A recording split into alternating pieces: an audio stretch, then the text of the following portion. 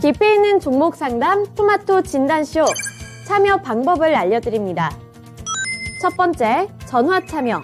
02-325-8200번으로 전화하셔서 궁금하신 종목과 매수가, 비중을 말씀해주세요.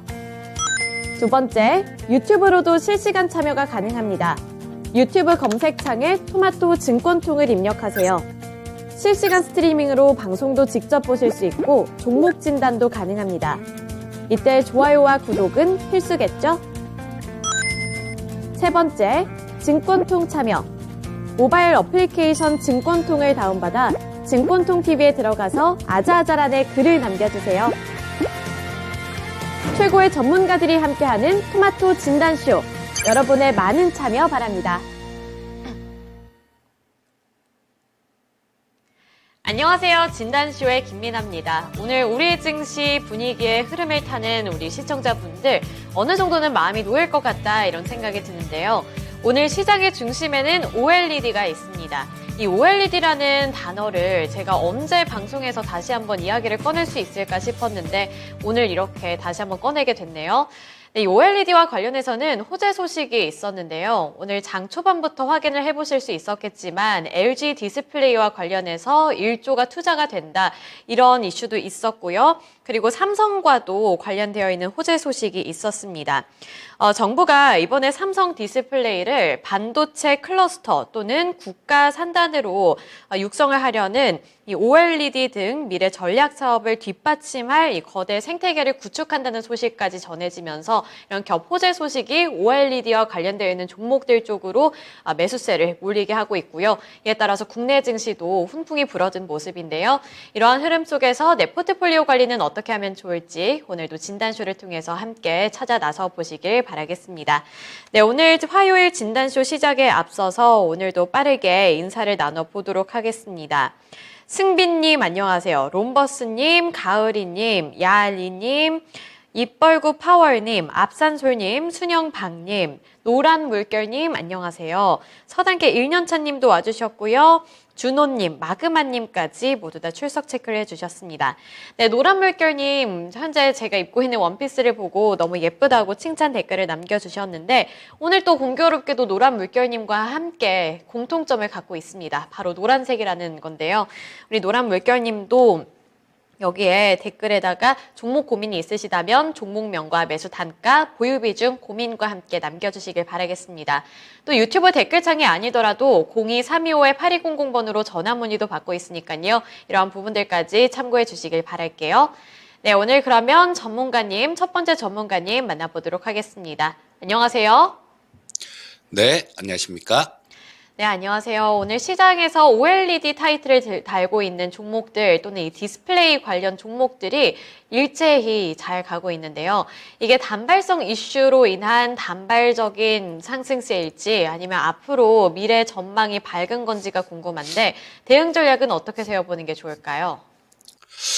네, 최근 들어서 오늘뿐만 아니라, 이번 주, 그러니까 지난주 후반 정도서부터 시작해서 이 디스플레이 관련주들이 상당히 좀 좋은 모습을 보여줬죠. 앞에서 얘기해 주신 대로, 삼성의 디스플레이 클러스터 관련된 그런 내용도 있었고요. 지금 삼성 쪽에서는 충남에 이 디스플레이 클러스터를 만들면서 5조를 투자하겠다. 이런 뉴스가 좀 나와 있는 모습이고요. 작년에 적자를 워낙 좀 많이 낸 탓에 조금 좀 어려울 수도 있다라는 그런 얘기가 있었던 LG 디스플레이가 오늘 굉장히 강한 모습인데요. LG 전자에서 1조 원을 차입한다라는 그런 얘기, 그리고 이 자금을 갖고 OLED 쪽에 투자를 한다라는 그런 얘기가 있었죠. 그리고 이런 부분들뿐만 아니라 또 다른 부분이 한 가지 있었습니다. 지금 이 OLED는 우리나라의 고유 기술이죠. 그래서 다른 나라에서 이렇게 들어와서 기술을 발전시킨 게 아니라 우리나라 업체들이 자체 내에서 개발을 한 겁니다. 여기 뒤에 백라이트 유닛 없이 그냥 자체가 이렇게 빛을 낼 수 있는 그런 디스플레이가 OLED고요. 뒤에 백라이트 유닛이 있어야 되는 디스플레이가 LCD죠.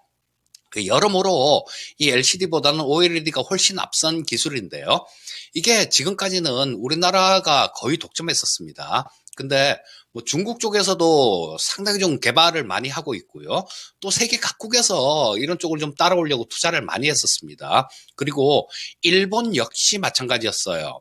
일본에서도 우리나라 이 OLED 기술을 쫓아오기 위해서 2015년도에 뭐 소니하고 파나소닉, 그다음에 재팬 디스플레이, 그리고 그쪽에서는 뭐 산학연 연구 기구까지 다 이렇게 합쳐갖고 J 디스플레이라는 그런 기업을 만들었습니다.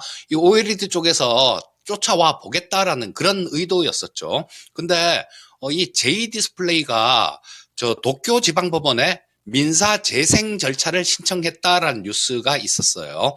이거는 사실상 파산이란 얘기입니다. 그래서 뭐 국내적인 요인 말고 뭐 이런 부분들까지 합쳐지면서 굉장히 좋은 모습을 보이고 있는데요. 자, 뭐 지금 뭐 좀 묘한 게 돈 빌려준다는 LG전자는 빠지고 또 돈을 빌린 LG 디스플레이는 상승하고 있는 모습이고요. 또 뭐 종목별로는 선익 시스템 같은 거는 상한가를 치고 있죠. 근데 뭐 요거는 지금 오늘 메타버스 관련주들 뭐 이런 것들이 전체적으로 좀 좋은 모습을 보이기 때문에 메타버스 쪽에서 대장주 역할을 하는 선익 시스템이 뭐 상한가를 안착해 있다 이렇게 보시면 될 거고요. 그 외에도 뭐 여러 가지 종목들이 좀 플러스권에서 좋은 움직임을 보이고 있습니다. 자, 이런 부분들은 일단 뭐 이 디스플레이 완성된 그 제품을 만드는 업체들 같은 경우에는 잠재적인 경쟁자가 하나가 사라진 거죠. 일본 업체가 사라진 겁니다. 그러니까 이런 것들은 중장기적으로도 굉장히 좀 긍정적인 그런 부분으로 작용할 수 있을 거고요. 하지만 이 중국 쪽이 좀 이렇게 많이 따라오는 그런 모습이라서 뭐 그 부분에 대한 조금 염려랄까 뭐 그런 부분들은 좀 있습니다. 자, 근데 우리나라 업체들이 이제는 또 바짝 고삐를 좀 재는 것 같아요. 아까 말씀드렸듯이 삼성이 저 충남에다가 디스플레이 클러스터를 만든다라는, 그리고 5조를 투자한다는 얘기가 있었고요. 또 LG 디스플레이 역시 마찬가지로 이런 부분에 1조 차입한 부분들, 이런 부분들을 갖고 아마 OLED 쪽에다가 투자를 할 겁니다. 자, 그러면 뭐 중국하고 격차는 벌릴 수 있다라는 생각이고요. 그래서 전반적으로는 좀 길게 보셔도, 중기적으로 이렇게 보셔도 긍정적이다라는 생각인데요. 다만 지금 단기적으로 이렇게 봤을 경우에는 제가 이 주식 투자를 하면서 되게 싫어하는 게 일이 나오고 난 다음에, 호재가 나오고 난 다음에 쫓아다니는 걸 되게 싫어합니다. 뭐 더 가더라도 뭐 이런 종목은 좀 이미 당일날 좀 많이 오른 종목들, 이런 것들은 포기하고 나중에 조정을 받을 때 그때 좀 살펴보는 경향이 있는데요. 저 디스플레이 관련주들도 마찬가지다라고 봅니다. 지금 뭐 선익 시스템 같은 경우는 쫓아갈래야 쫓아갈 수도 없는 상황이고요. 자, 지금 삼성이나 LG 쪽 뭐 이런 쪽에서 투자를 한다라면 공장을 짓고 뭐 그런 걸 조성하겠다라는 얘기죠. 그렇게 되면 이 장비 업체들 중에 좀 찾아볼 필요는 있다라는 생각입니다. 지금 저 주가 자체도 뭐 작년이나 이럴 때 비해 갖고 좀 그렇게 크게 좀 올라온 거 없고 오히려 좀 조정받은 그런 종목들 중에서 이 기업 실적에 비해서 좀 저평가가 돼 있고, 그 투자하는데 수혜를 받을 수 있는 종목들, 요런 쪽이 가장 좋다라는 생각인데요. 뭐 일단 지금 눈에 띄는 거는 AP 시스템 같은 종목이 눈에 띕니다. 오늘 뭐 2.9% 정도 상승했으니까 그렇게 과하게 올라온 건 아니죠. 그리고 뭐 지금 주가 자체가 전고점 근처, 전고점이 24,500원입니다. 근데 지금 22,550원 정도니까 약 2,000원 정도, 그 정도의 위쪽으로 갈 수 있는 뭐 단기적으로도 그런 룸은 열려 있는 상태고요. 마찬가지로 아까 말씀드렸듯이 삼성이나 뭐 이런 쪽에서 저 디스플레이 쪽에, OLED 쪽에 투자를 한다라면 가장 먼저 들어가야 될 부분들이 장비가 되겠죠. 자, 그래 저 AP 시스템 같은 경우는 지금 시가총액이 3,400억 정도밖에 안 되는 기업입니다. 근데 2021년도에 영업이익이 640억 정도를 벌었고요. 그다음에 작년 역시 마찬가지 영업이익이 900억 정도를 벌었습니다. 자, 그러면 이게 재작년보다 작년이 실적 부분들이 영업이익이 50% 이상 늘었다라는 얘기예요. 그런데 주가 움직임을 보시게 되면 작년보다 뭐 작년에 쭉 이렇게 뚝 떨어졌다가 좀 이렇게 반등 나오는 모습이긴 했지만요. 그 이전에 빠지기 전에 작년 3월달 가격도 지금 현재 안 된다라는 얘기입니다. 실적은 좋아졌는데 주가 자체는 그때보다 낮은 상태예요. 그리고 시가총액이 3천억 정도 되는 회사가 900억 정도 벌면 지금 현재 상태가 굉장히 싼 구간이다라고 보실 수 있을 것 같고요. 그래서 선별적으로 뭐 이런 종목들을 조금 잘 노려보시면 좀 좋지 않나 싶은 생각이 들고요. 급하게 급등했던 종목들, 오른 종목들을 쫓아가는 건 좀 기다리셨다가 충분히 조정받고 난 다음에 하시는 게 좋을 것 같습니다.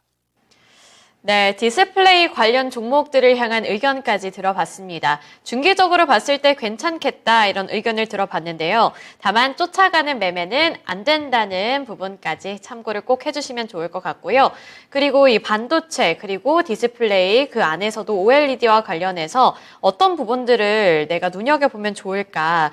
현재 너무 많이 오른 종목들을 내가 들어가기에는 약간은 부담스럽고 중기적으로 봤을 때 괜찮다고 하니까 종목은 담고 싶은데 어떤 부분에 집중하면 좋을까 했을 때 해답은 저평가되어 있는 장비 종목들을 노려보자라고 정리를 해볼 수 있겠습니다.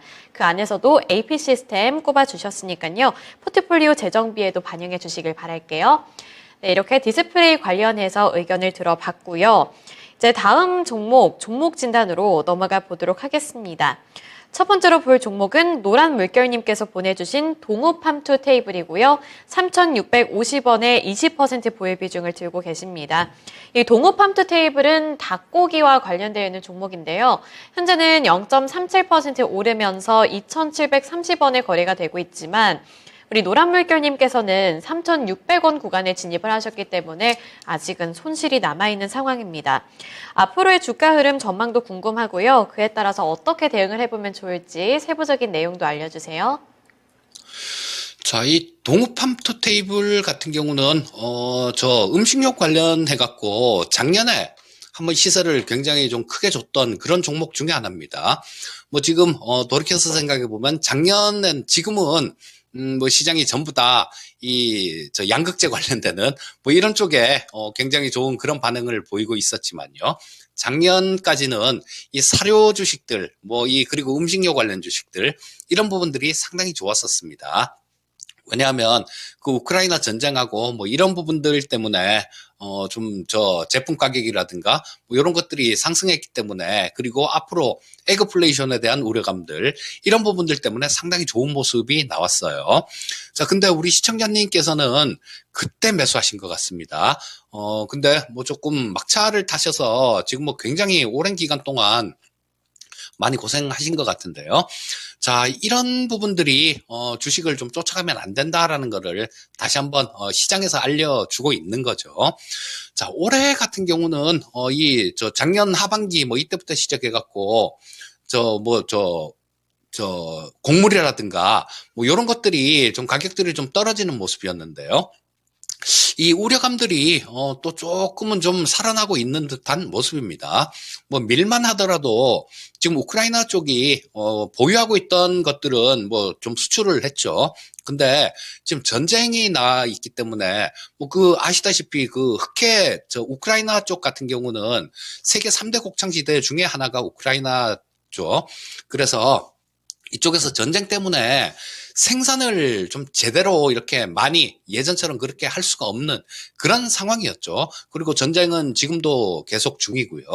그리고 또 우리가 기후변화 관련해 갖고 이쪽도 지금 이 농작물 농사 짓는 데는 상당히 부정적인 요인입니다. 그래서 자료들을 이렇게 보게 되면 향후에 저 농산물 관련되는 뭐 이런 부분들이 또 조금 전체적으로 좀 어려운 이 가격이 좀 많이 올라가는 그런 모습이 나올 거다라는 전망들도 상당히 좀 있어요. 자, 그리고 이 동우팜투 테이블 같은 경우는 일단 뭐 실적 부분들을 보시게 되면 괜찮습니다.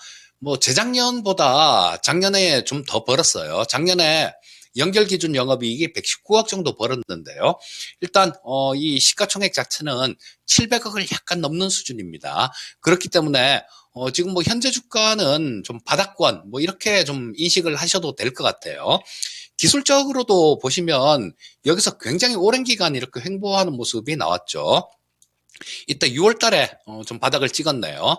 그러고 난 다음에 좀 뭐 왔다 갔다 하다가 요 2,500원대 뭐 여기서는 바닥을 몇 번 기록한 자리가 있습니다. 그리고 지금도 계속해서 그쪽에서 횡보하고 있는 모습이에요. 자, 이렇게 주가 자체가 장기간으로 이렇게 횡보한 종목들 같은 경우는 좀 이렇게 어떤 때를 만나면 조금 강하게 이렇게 올라오는 그런 경우도 있습니다.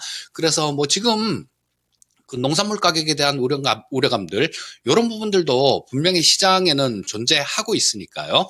일단 뭐 지금 현재 상태에서 이거를 뭐 잘라 팔거나 그럴 이유는 없다라는 생각입니다.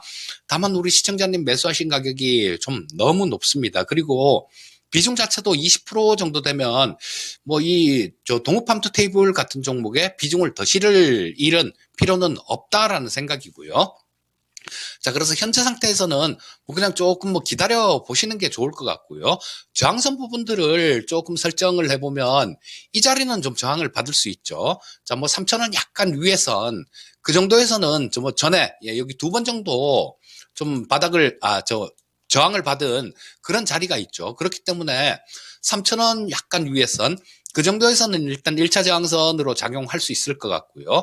그리고 만약에 그 가격을 그때 3,000원 좀 위에 선에 있을 때 이 뉴스라든가 이런 부분들을 좀 잘 살펴보시는 게 좋을 것 같아요.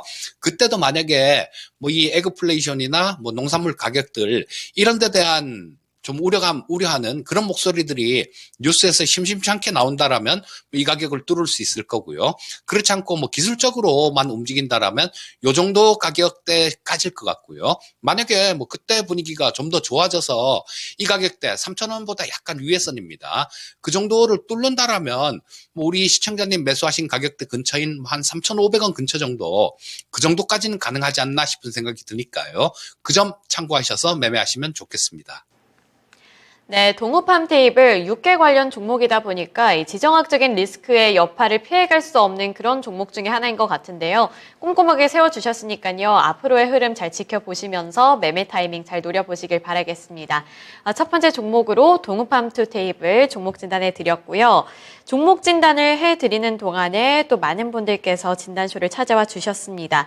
절파고TV님 안녕하세요. 러브수기님 안녕하세요. 퍼플하트님도 와주셨고요. 봄처럼 따뜻했던 님도 안녕하세요. 꽃 구경하듯 주식을 바라보는 마음이 흐뭇하길 하면서 덕담까지 남겨주셨네요. 네, 요즘에 봄이라서 꽃이 만개를 하고 있는데 우리 시청자분들의 포트폴리오에도 빨간색 불빛이 들어와서 마치 뭐 동백꽃이 핀 듯한 그런 포트폴리오를 만들어 보시면 좋을 것 같습니다. 네, 마그마님도 오셨고요. 김지영님, 스카이님, 그리고 고독하구마님까지 모두 다 출석 체크해 주셨습니다. 오늘도 다양한 종목들 상담해 드릴 예정이니까요. 유튜브 댓글창에 종목명, 매수 단가, 보유 비중, 고민과 함께 남겨주시길 바라겠습니다. 네, 이제 이어서 두 번째 종목 진단 넘어가 볼 텐데요. 그 다음으로 볼 종목은 AHY님께서 보내주신 라이온 캠텍이고요. 8,577원에 15% 보유 비중 들고 계십니다. 안녕하세요. 고생 중입니다. 진단 꼭 부탁드립니다. 라고 남겨주셨는데요. 라이온 캠텍이 많이 밀렸습니다. 오늘도 1.49% 하락하면서 6,620원에 거래가 되고 있는데요. 이 라이온 캠텍은 사실 M&A 이슈 때문에 급등락을 했던 종목입니다. 이 M&A에 대한 기대감 때문에 주가가 올랐다가도 M&A가 기대했는데 되지 않았다. 이 소식에 또 하락하기도 하고 결국에는 이 M&A와 관련되어 있는 뒷수습에 진땀을 빼고 있다. 이런 평가도 나오면서 주가가 지지부진한 상황인데요. 앞으로 수습을 어떻게 보는 게 좋을까요? 예, 지금 이 라이온 캠텍은, 1월 달이었었죠. 그때 뭐 최대 주주 변경을 수반하는 주식 양도 계약을 뭐 이렇게 취소한다. 뭐 그런 뉴스들 도 있었고요. 뭐 그런 것들 때문에 그전부터도 얘기가 나왔다가 한 됐다가 안 됐다가 뭐 그러면서 굉장히 고생을 하고 있는 그런 종목입니다. 그래서 이런 부분들은 저 대기업이나 뭐 이런 데서 뭐 M&A를 한다 이렇게 되면 그거는 좀 성사되는 경우가 되게 많습니다. 하지만 뭐 이런 라이온 캠텍 같은 경우는 뭐 그렇게 좀 신뢰도랄까? 그리고 또 몇 번 이렇게 공시를 했다가 취소를 하고 이런 부분들이 있었기 때문에 뭐 그런 쪽으로는 조금 믿음이 안 가는 그런 모습이고요. 그렇다면 이 라이온 캠텍 같은 경우는 주가가 좀 탄력 있게 그렇게 오르려면 이 본업이 좋아져야 된다라는 그런 부분들이 있겠죠. 자, 근데 지금 이 라이온 캠텍은 인조 대리석 같은 것들 뭐 이런 것들을 주로 생산하는데요. 뭐 매출 비중 한 70% 이상이 인조 대리석 쪽입니다. 그렇기 때문에 뭐 그쪽의 업황이 이 주가를 좌우한다 뭐 이렇게 볼 수도 있는 그런 종목이겠죠. 자, 뭐 이게 근데 지금 우리 가만히 생각을 해보면 지금 저 미국 쪽도 그렇고요. 우리나라도 그렇고 금리가 굉장히 많이 올랐잖아요. 그래서 건설 회사들도 상당히 많이 위축돼 있습니다. 그럼 미국 같은 경우는 뭐, 저 7,200조가 넘는 그 상업용 부동산이 조금 도마 위에 오르고 있는 상태고요. 우리나라 역시 마찬가지로 지금, 저 수면 아래 가라앉아 있긴 합니다만, 부동산 PF 관련해 갖고, 요거는, 언제든지 조금 문제가 될 수 있는 그런 부분들도 내포하고 있습니다. 그래서 이런 부분들이 좀 잘 해결되고, 건설 경기가 되게 좀 좋아져야 이 인조 대리석도 수요가 굉장히 많이 늘 수 있을 텐데요. 아직까지는 부동산 경기가 뭐 그렇게 눈에 띄게 이렇게 좋은 모습들은 아니죠. 자, 그렇기 때문에 일단 뭐 단기적으로 탄력 있는 그런 주가 흐름을 기대하기는 조금 어렵고요. 다만 이 라이온 캠텍은 시가총액은 그렇게 뭐 많이 비싼 수준은 아니다라는 생각이에요. 작년에 영업이익이 한 110억 정도가 영업이익이 발생됐습니다. 뭐 그리고 당기순이익도 88억 정도 나왔는데요. 이게 시가총액이 1200억 수준이니까 그렇게 아주 비싼 수준은 아니다라고 보시면 될 것 같고요. 뭐 기업 자체도 지금 부채 비율이 20% 정도대에 있기 때문에 그렇게 위험한 기업은 아니다라는 생각입니다. 또, 이 시가총액이 1000억대 정도 되는 기업들 같은 경우는 배당을 안 하는 경우가 되게 많은데요. 뭐 그래도 주주 친화적인 정책들 뭐 이런 부분들은 어느 정도 있는 것 같아요. 뭐 해마다 한 200원 정도는 배당을 하고 있습니다. 그래서 지금 뭐 기업의 내용을 보게 된다라면 이게 하락하더라도 하락은 조금 제한적일 것 같은데 기술적인 부분들을 본다라면 상당히 좀 안 좋은 그런 부분들이 있다라는 생각이에요. 자, 지금 오늘 이 찍은 자리가 좀 전저점을 깨는 그런 모습이었죠. 지금 현재 오늘 6,520원을 찍었는데요. 이때가 전저점이었습니다. 이 가격이 저가가 6,740원이었는데요. 이 가격을 깨고 내려갔다라는 겁니다. 그래서 뭐 일단 이 부분은 뭐 앞에서 말씀드렸듯이 공시 번복하고 막 이런 부분들 때문에 좀 깬 걸로 생각되고요. 자, 그래서 뭐 이 기술적으로 본다라면 좀 추가로 조금 하락할 자리 그런 자리가 좀 있다라는 생각입니다. 하지만 그렇게 위험한 기업은 아니니까 이런 부분들이 시간이 지나면 좀 잊혀지겠죠. 자, 그렇기 때문에 뭐 현재 상태에서는 뭐 손절을 하시거나 그런 거는 뭐 그렇게 또 썩 좋은 뭐 그런 부분들은 아닐 것 같고요. 현재 상태에서는 일단 보유 의견을 좀 말씀드리겠고요. 주가가 탄력 있는 그런 상승이 나오려면 두 가지 중에 한 가지는 돼야 되겠죠. 이 뭐 또 다른 이 M&A 관련되는 그런 얘기가 나오든가. 근데 뭐 그렇게 된다라면 주가가 탄력 있는 모습이 나오겠지만 이 부분은 지금으로서는 할 수가 없는 부분이죠. 뭐 그 외에 주가가 올라올 수 있는 부분들은 좀 건설 경기가 좀 이렇게 좋아질 수 있는 그럴 때까지 지금으로서는 시간은 상당히 좀 많이 걸릴 수 있다라는 생각입니다. 그래서 좀 건설 경기가 좀 나아지는 게 그게 가장 확실한 방법일 것 같아요. 자, 현재 상태에서는 일단 뭐 보유 의견을 말씀드리겠고요. 근데 단기간에 좀 이렇게 빨리 올라오리라고 생각하지 마시고요. 그냥 좀 이렇게 좀 길게 들고 간다라는 뭐 그런 생각으로 건설 경기 조금 좋아질 때까지 기다려 보시는 게 좋겠습니다. 네, 라이온 캠텍은 보유 의견을 주셨습니다. 여기서 꼭 체크를 해봐야 할 이슈는 부동산과 관련되어 있는 이슈, 그리고 M&A와 관련되어 있는 이슈 이 두 가지가 아닐까 싶은데요. 보유해 보시면서 조금만 더 버텨보시길 바랄게요. 네, 두 번째 종목으로 라이온 캠텍 진단해 드렸습니다. 잠시 댓글창에 다녀올 텐데요. 댓글창을 보고 제가 정말 놀랐습니다. 우리 서당계 1년차님께서 SK 하이닉스를 동전주 때 매수를 해봤다. 이 댓글을 남겨주셨는데 SK 하이닉스가 언제 동전주였는지 너무 궁금해서 제가 인터넷에 검색을 해봤거든요. 2003년 3월에는 한때 125원까지 떨어졌다는 소식을 제가 알게 됐습니다. 언제 얼마의 매수를 그 당시에 하셨는지 너무 궁금해지고요. 마치 약간 박물관에 다녀온 느낌이 드네요. 네, 너무너무 신기한 스토리였습니다. 그리고 러버수기님, 오늘 넥슨이 그래도 계좌를 채워준다, 이런 기분 좋은 댓글을 남겨주셨네요. 네, 너무 축하드립니다. 이 게임주에서 넥슨 지금 얼마에 거래되고 있는지 잠깐 볼까요? 네, 오늘 5% 넘게 오르고 있네요. 우리 러버수기님, 너무너무 축하드리고요. 만약에 고민되는 종목이 있다면 언제든 진단쇼에 또 남겨주시길 바랄게요. 네, 이제 이어서 다음 종목 넘어가 보겠습니다. 세 번째로 볼 종목은요. 시청자님과 전화통화 연결이네요. 지금 바로 연결해 볼게요. 안녕하세요. 여보세요? 네, 안녕하세요. 예. 네, 오늘 어떤 종목이 궁금하신가요? 신라젠. 네, 신라젠이고요. 평단가랑 보유 비중은요? 5,650원. 매수한 지 얼마 안 되셨나 봐요. 예, 한 3월 초에 했어요. 네. 주가가 그래도 조금씩 올라오네요. 어떤 게 가장 궁금하세요? 제약주가 네. 한 15만 3월 달에서부터 6월 달까지는 거기 모뎀 있어가지고 네.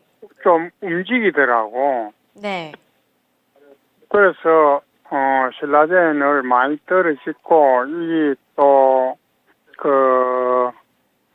움직이더라고. 뭐랍니까? 제약 거기 지금 임상도 들어가고 이래가지고 내가 샀어요. 네. 기대하고 이제 들어가셨는데 언제쯤 주가가 많이 오르게 될지 전망이 네. 궁금하신 건가요? 이게 좀 전망이 있는지. 네, 알겠습니다. 그러면 신라젠에 관련해서 전체적인 평가도 한번 들어볼게요. 네, 전문가님, 오늘 제약바이오주 중에서 올게 왔다, 이런 생각이 드는데요. 신라젠입니다. 신라젠이 이제는 주가가 바닥을 찍고 올라오지 않을까 하는 기대감에 진입을 하신 것 같고요. 앞으로의 전망이 궁금하다고 하시는데요. 이게 가능성이 있는 종목인지 함께 평가해 주셨으면 좋겠고요. 대응 전략도 세워주세요. 네, 이 신라젠의 경우는 몇 년 동안 좀 거래 정지가 돼 있었던 그런 종목이죠. 도덕적 해이 관련되는 그런 부분들도 좀 있었고요. 처음에 이 제약바이오 쪽 상장됐을 때 대장주 역할을 하면서 굉장히 좋았던 그런 종목입니다. 근데 이 제약바이오 쪽 같은 경우는 단점이 뭐냐 하면 기업이 제대로 하고 있는지를 알 수가 없다라는 거예요. 그 신라젠 같은 경우도 저도 역시 마찬가지입니다. 이 신라젠이 지금 임상 실험하고 있는 것들 이런 부분들이 제대로 잘 진행되고 있는지 또는 어떤 다른 부분들에 대해서 얘기가 돼가고 있는지 이런 부분에 대해서 전혀 알 수가 없습니다. 그런 부분들은 다 마찬가지일 거예요. 그 회사 내부에 내부자들조차도 제대로 알 수 없는 게 그런 부분들이에요. 다만 이 제약바이오 쪽 같은 경우는 우리 시청자님 말씀을 해주셨듯이 이 봄에 그때 강세를 보이는 이유가 여러 가지 학회가 있습니다. 미국 암학회도 있고 유럽 암학회도 있고요. 종양학회도 있고 여러 가지 학회들이 있기 때문에 거기에 좀 모멘텀을 받아서 움직이는 경향들이 있어요. 그래서 이 신라젠 같은 경우도 그럴 가능성은 있다라는 생각입니다. 그리고 최근에 나온 뉴스를 보게 되면 템플턴 쪽에서 다시 이 신라젠을 좀 찾아왔다 그래요. 그리고 미국 장외시장 쪽에 진출하는 방안을 제안했다라고 얘기를 하는데 그런 부분들이 좀 모멘텀이 될 수는 있을 것 같습니다. 그래서 지금 워낙 주가가 많이 빠진 상태에서 매수를 하셨기 때문에 뭐 일단 매수하신 자리 자체는 괜찮다라는 생각이에요. 다만 아마케라든가 이런 학회들이 앞으로 이렇게 있으니까 충분히 보유는 해 보실 뭐 그럴 가치는 있는 종목입니다. 다만 아래쪽 부분들도 만약에요. 이 3월 16일 날 5,050원을 찍었었죠. 이 가격대는 반드시 지켜줘야 되는 그런 가격입니다. 이게 만약에 5,050원이라는 가격대를 좀 이렇게 깨고 내려가면 또 뭐 어떤 다른 문제가 있을 수 있구나라고 인식을 하시는 게 좋을 것 같아요. 현재 상태에서는 뭐 보유를 해볼 만한 그런 가치가 있다라는 생각이고요. 5,050원 붕괴하면 좀 정리를 하시는 게 맞을 것 같고요. 그리고 위쪽으로는 뭐 4월 달에도 미국 아마케가 있죠. 그렇기 때문에 그런 때, 좀 이 모멘텀으로 좀 치고 올라오면, 그때는 조금 정리를 하시고, 이렇게 좀 짧게 끊고 가는 그런 전략으로 가시는 게 좋을 것 같고요. 제약바이오 쪽 전체적인 부분들은, 일단 이 제약바이오 쪽이 전체적으로 주가가 움직이려면, 시중에 돈이 많아야 됩니다. 근데 아직까지도 지금 뭐 긴축 중이기 때문에 당장 이렇게 강한 모멘텀을 받을 것 같지는 않습니다. 그래서 어떤 학회가 있을 때 그때 모멘텀으로 올라오면 그때 정리를 하시면 될 것 같고요. 5,050원 손절가는 꼭 좀 기억을 하고 계셨으면 좋겠습니다. 네, 손절가는 5,050원이고요. 그리고 어떠한 이슈가 터져서 올라왔을 때, 반등했을 때 그때 정리하는 걸 생각해 보시길 바랄게요. 여보세요? 네, 5,050원 손절가 꼭 네. 기억해 주세요. 이게 뭐, 제약주들이 금리가 올라서 못 움직이는 겁니까? 일단은 시중에 돈이 많이 풀려야 한다고 하니까요. 일단 네. 손절가 5,050원, 그리고 반등이 나왔을 때 다시 한번 문의 주시길 바랄게요. 일단은 시중에 돈이 많이 풀려야 한다고 하니까요. 네, 제약바이오와 관련해서 신라젠까지 종목 진단해 드렸습니다. 오늘 이재필 전문가님과는 여기까지 진단해 보도록 할게요. 네, 말씀 고맙습니다. 예, 감사합니다. 네, 이재필 전문가님과 함께 OLED 디스플레이에 관련한 이 투자 의견도 들어봤고요. 다양한 종목들에 대한 판단까지, 진단까지 함께 드렸습니다. 오늘 시장에서 OLED가 잘 가고 있다는 점을 짚어드리면서 제가 한 가지 언급을 하고 싶었던 게 있었는데요. 사실 오늘 우리나라에서 OLED와 관련해서 겹호재 소식들도 있었죠. 기업들이 발표를 했던 호재 소식도 있었지만 일본 측에서 이 JOLED가 사실상 파산을 한다. 이런 평가도 나오면서 반사수혜를 누리고 있다. 이러한 해석도 나오고 있습니다. 따라서 한국과 중국의 OLED의 2파전이 굳혀질 수 있다. 이런 전망이 나오고 있으니까요. 디스플레이 그리고 OLED와 관련해서 관심을 갖고 계셨던 분들이라면 이러한 이슈도 함께 체크를 해보시면 좋을 것 같습니다. 네, 이제 이어서 두 번째 전문가님 만나볼 텐데요. 부장 전문가님과도 종목 진단을 받아보고 싶으시다면 종목명, 매수 단가, 보유 비중, 고민과 함께 남겨주시고요. 하단에 있는 번호 02325-8200번으로 전화 문의도 받고 있다는 점 기억해 주시면 좋을 것 같습니다. 네, 이제 부장 전문가님 만나보도록 할게요. 안녕하세요. 예, 반갑습니다. 부장입니다. 네, 반갑습니다. 오늘 첫 번째로 볼 종목은요. 고재관님께서 보내주신 하이트 진로고요. 25,100원에 12%의 보유 비중 들고 계십니다. 21,000원 근방 지지하는 것을 지켜보는 중입니다. 슬슬 추가 매수해도 괜찮을까요? 라고 남겨주셨는데요. 추가 매수를 하려고 하시는 걸 보니까 우선 평 단가를 낮출 계획이신 것 같아요. 하이트 진로 어떻게 보시는지도 궁금하고요. 추가 매수에 대한 의견도 주세요. 네, 뭐 종목 선정이야 나쁘지는 않는데요. 기업이 좋은 거하고 주가 올라가는 것은 좀 시차가 있는 것 같습니다. 일단 지금은 슬슬 올라오는 단계고 매수가 25,100원은 그때가 시점이 조금 좀 잘못됐는지는 모르겠습니다만 중간에 또 떨어졌을 때 한번 매수기에서 수익을 좀 줬었어요. 그러니까 작년 10월 달만 하더라도 25,000원 근방에서 그죠? 골든 크로스 만들어 놓고 28,000원까지 갔었잖아요. 이때 이제 좀 더 하지 않을까 봤는데 물렸었는지 모르겠습니다. 이 201선이라든가 121선에 머리에 이고 있는 것들은 상당히 좀 힘들어요. 올라가는데 매물 부담 때문에 돌파가 나와야 되잖아요. 돌파를 하려면 엄청나게 대량 거래가 수반돼야 되는데 이 대량 거래 수반되는 말하자면 메이저가 살라 그러면 뭐 거리가 있어야죠. 뭔가 좀 그럴듯한 명분이 있어서 끌어올려야 되는데 그런 것이 아직은 좀 약한 것 같아요. 지난해 뭐 소주 수출액이 뭐 1.2억 달러인가요? 역대 최대치라 그러는데 그것 때문에 지금 주가는 살짝 올라오고 있는데요. 희마리가 없습니다. 그래서 일단은 비중이 12%니까요. 2만 1,000원대 예, 지지하는지 본다 그랬잖아요.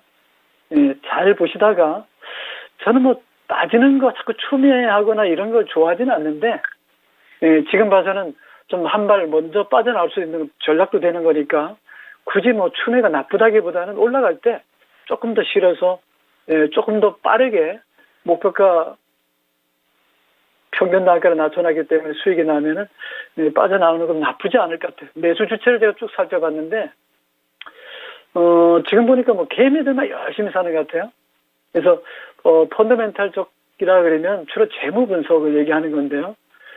경영권에서의 뭐 특별한 안 좋은 얘기라든가 이런 것보다는 아무래도 좀 뭐 배당도 좀 많이 준다 그리고 주가도 많이 빠졌는데 이익 제고 차원에서 뭔가 좀 한다는 걸 보여줘야 되는데 막말로 얘기해서 뭐 배당이라도 좀 듬뿍듬뿍 안겨주고 자사주 소각도 좀 해주고 예, 그러면 좋겠죠. 예에서는 꾸준하게 뭐 4년 4년 동안에 뭐 3%대 배당도 좀 주는 것 같은데 재무제표로서는 그렇게 나쁠 게 없어요.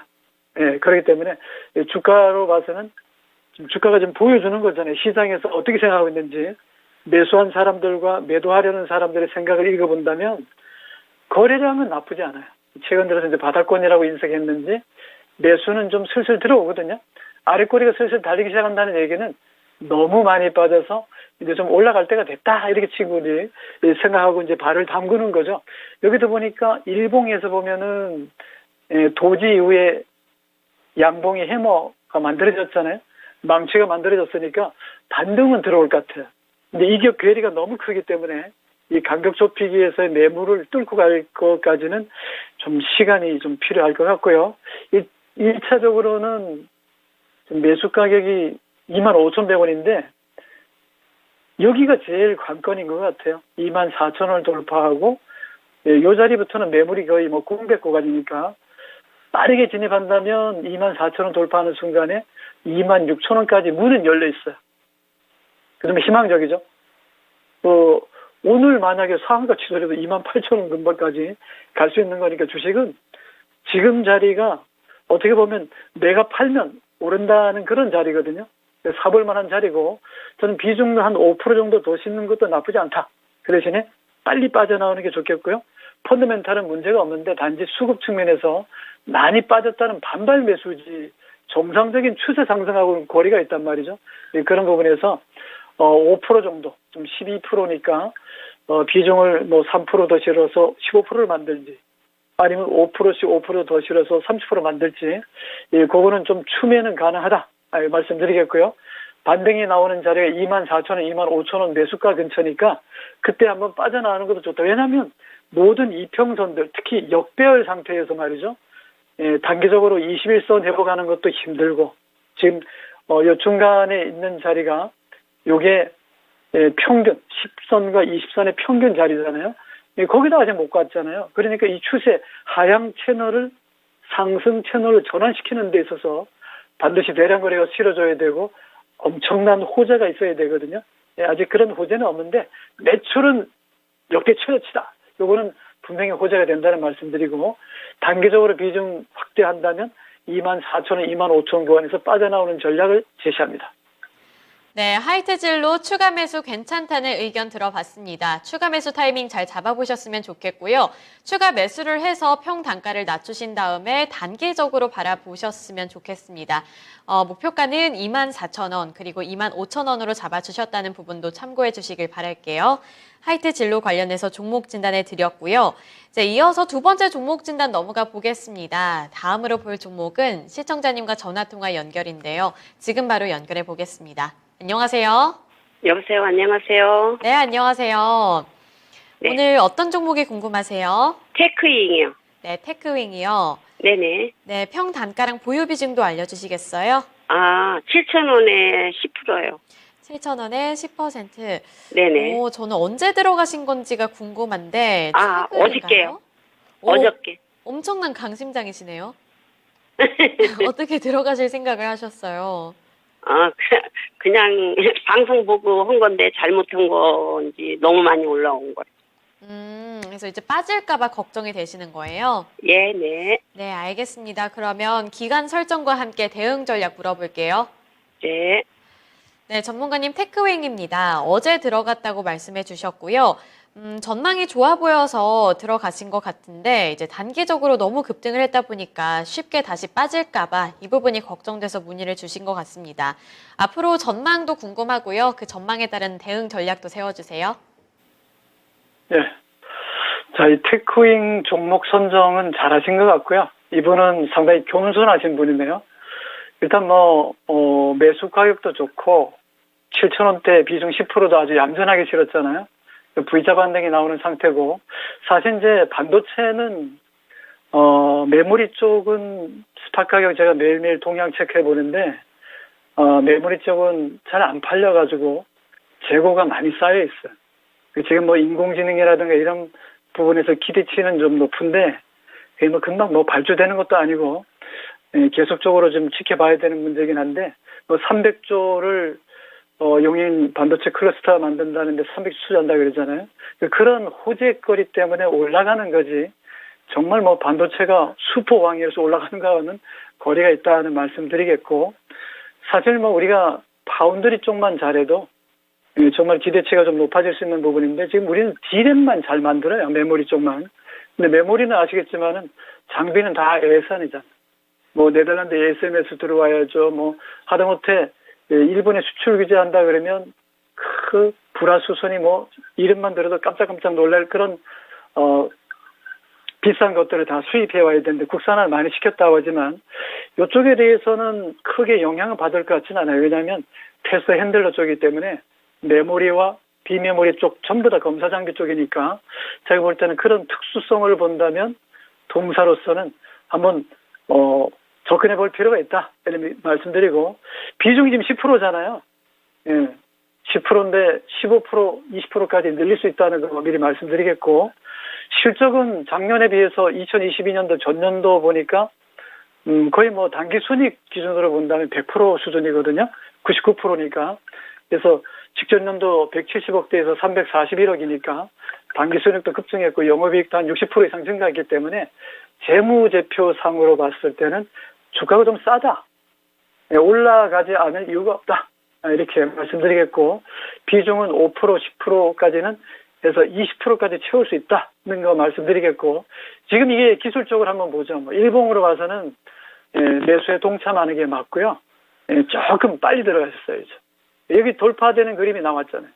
1번이 11월 달에 만들어진 고점과, 고점이 좀 낮긴 하지만 금년에 만들어진 고점이 여기잖아요. 그죠? 그러면 6,800원과 직전에 7,000원을 돌파했잖아요. 그리고 가장 가까운 이 지점을 돌파했다는 것은 매수에 달리는 말에 올라타셔야죠. 근데 조금 빨리 들어가는 자리인데 우리 보통 보면 골든 크로스 자리잖아요. 골든 크로스는 단기 이동 평균선이 그죠? 20일 이동 평균선을 뚫고 올라가야 되는 자리인데 그런 자리마다 주가가 참 기가 막히게 많이 올랐습니다. 10% 이상 다 수익이 났기 때문에 그런 걸 본다면 지금도 좀 늦었어요. 그렇지만 늦었다고 할지 모르지만 비싸게 사서 비싸게 팔면 되는 거니까 떨어질 때 사는 것보다는 올라갈 때 사서 더 비싸게 팔면 되잖아요. 지금은 잘 샀고 제가 볼 때는 일봉으로서는 목표가가 넘어갔고요. 주봉으로 보면 주봉으로 보면 이쪽 문이 활짝 업사이드 열려 있어요. 많이 먹을 게 있습니다. 적어도 이 종목은 7,000원에 샀으니까요. 저 위에 10,000원 이상까지도 기대할 수 있다는 부분이고, 비중은 단계별로 분할 매수가 좋겠습니다. 변동성 클 때는 5% 정도면은 투자한 것 중에서 절반 이상이 들어가는 거잖아요. 그러니까 15% 일단 만들어 놓고, 또 추세가 좀 더 세고 거래량이 수반되거나 그랬을 때 또 동참하면 돼요. 그래서 비중 20%, 30%까지도 가능한데, 지금 1분기니까 1분기 실적은 4월과 5월에 나오니까요. 다음 달이나 5월에 나올 거 아닙니까? 그죠? 네, 업황 자체가 이렇게 좋지 않기 때문에, 그렇더라도 동회사는 자기만의 기술력을 인정받고 있고 고마진을 누리고 있는 회사고, 메모리 쪽보다는 비메모리 쪽에 기대감이 좀 있다는 부분을 높게 평가한다면 지금으로서는 한번 기대해 볼 만하다. 이걸 말씀드린 대로 지금 매물을 월봉에서 보면은 이제 시작이에요. 참 끈질기신 분인데 잘 들어갔습니다. 이중 바닥이 제일 좋고, 여기서 보면은 2021년 즉 코로나 이후에 지금 주가로서는 완전 바닥이죠. 바닥이고 지난번 저점을 다 깼잖아요. 그러니까 이게 장기적으로 봤을 때는 하락 일파에 반등 들어왔다가 다 빼버리고, 어쨌든 간에 여기서 이제 뭐 무상경제를 줬던 권리락의 효과가 있겠지만은 월봉에서 빨간 양봉이 나오니까 여기 매물 공백 구간은 저는 뭐 쉽게 간다고 저는 기술적으로 분석해 보고요.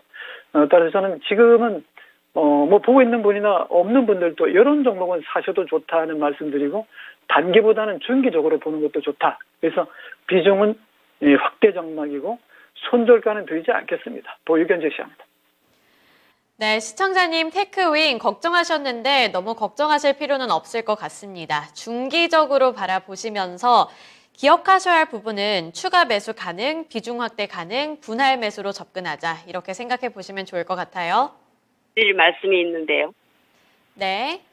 전문가님한테 드릴 말씀이 있다고요. 저 부자왕 전문가님 팬이에요. 옛날서부터 책도 받고 그랬어요, 많이. 엄청난 그러고 팬이시네요. 접대 한미반도체 너무 감사했습니다. 네, 전문가님 팬이라고 말씀까지 남겨주셨습니다. 오늘 꼼꼼하게 또 진단해 주셨으니까요. 더 큰 수익 꼭 챙겨가시길 바랄게요.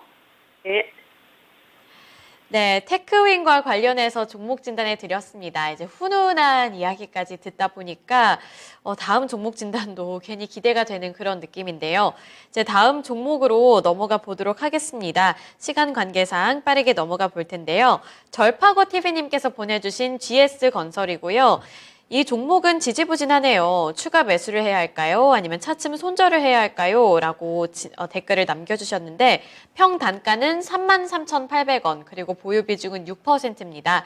그런데 차트를 보면 정말 지지부진하기는 해요. 최근에 부동산 시장이 안 좋기도 하고 금리다 뭐다 해서 오를 수가 없는 여건이기는 한데요.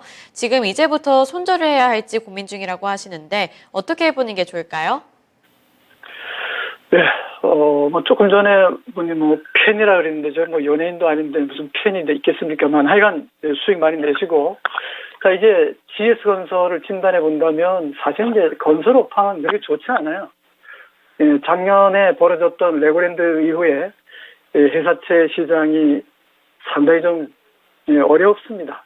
그 건설회사 자체도 워낙 어렵고, 발주가 안 되잖아요. 가격도 부동산 가격이 많이 떨어졌기 때문에, 또 금리 올라가는 시점에서 건설회사가 좋은 적이 없어요. 그런 부분에서 동사는 사실은 엄청나게 빠졌죠. 지금 시점에서는 별로 재미없는 종목을 지금 들어가서 고생하시는 것 같은데, 이것도 이제 주식이라는 게 그렇잖아요. 무조건 들고 앉아서 장기 투자하는 게 목적이 아니고, 그러니까 들고 있다 그래서 무조건 들고 있으면 본전 오는 게 아니에요. 건설에서도 앞으로 상당히 많이 구조조정해야 될 것 같고요. 지금 돈 많이 벌었다는 은행도 구조조정하잖아요. 점포 없애고, 잘 나가는 아마존도 막 구조조정하고 난리인데, 특히 건설에서도 마찬가지로 GS건설에 큰 문제는 없겠지만은 대형 건설사도 PF 때문에 상당히 힘들다는 거 말씀드리겠고, 건설공사 지금 잘 안 되다 보니까 재건축 이런 거 아주 난리도 아닙니다. 중동 바람이 불었던 시절도 벌써 몇십 년 전 얘기고, 또 원자력이라는 건설 얘기가 나오면 좀 희망이 있는데 아직 그런 단계는 아니잖아요. 그런 부분에서 GS건설이라는 회사는 나쁘지는 않습니다. 네임밸류는 분명히 있는 거고 재무제표로도 다른 회사보다는 재무제표가 좀 안정적이다라는 부분이 있습니다만 부채가 많잖아요. 부채가 통상적으로 많다는 부분에서는 좀 걱정스러운 부분도 있다. 주가가 올라가려면 펀더멘탈보다는 뭔가 좀 이슈가 막 탁탁 터져주고 뉴스거리가 많아야 됩니다. 근데 건설에서는 좋은 얘기가 별로 없잖아요. 그런 부분에서 주가는 단지 바닥이라는 것 때문에 좀 기술적으로 투자 심리가 요 정도 너무 싸니까 좀 한번 해볼까? 요런 친구들이나 들어오지 정상적이라면 업황이 정말 좋은 데는 전기차잖아요. 전기차는 만들지를 못하잖아요. 노조 때문에 좀 힘들긴 한데 노조만 반대 안 하면은 공장 건설하고 공장을 좀 증축해가지고 막 찍어대면 100만 대가 아니라 200~300만 대 막 팔 수 있는데 노조 때문에 옛날에 내연기관차 만드는 거 생각하고 일거리 때문에 지금 공장을 못 짓다 보니까 못 팔잖아요. 그런 부분에서 본다면 건설이라는 회사는 이건 뭐 건설할 명분이 없어요.